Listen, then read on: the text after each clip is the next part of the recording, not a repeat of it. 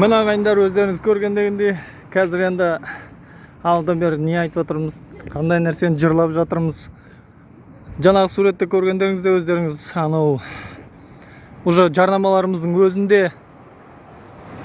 бөтен ұлтпен суретке түсіріп қойған суретті көрдіңіздер. Жарнаманың бір банктың ба, бір жарнама ненің жұмыстың соны айтайын дегенін көрдіңіздер ме? Қазір егер біз өзіміздің қыздарымызды жалпы бөтен ұлтпен жүруін тоқтатпайтын болсақ, немесе жаңағындай бөтен ұлтқа тұрмысқа шықпауын ескертіп айтпайтын болсақ, жаңағындай суреттер емес, енді сондай бүткіл Қазақстанымызда сондайлар қаптайтын болады. Сондықтан ағайындар, естеріңізде болсын, жау жоқ деме, жар астында деген. Жаулар қазаққа жаңағындай аяқтан чалып, қазақты құртып жіберуге тырысатын неше түрлі жаулар ұйықтап жатқан жоқ.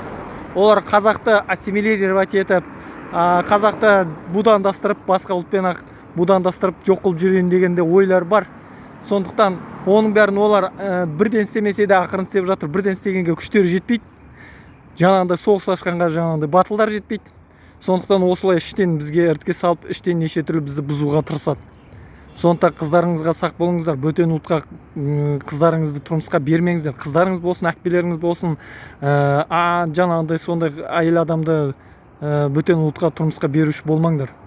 Әйтпесе жаңағындай ертең Қытайдан жиен болады, соң үндістерден жиен болады, содан барып орысты айтпағанда еще. Африкалық жиендерді көріп жатсыздар ғой күннен күнге.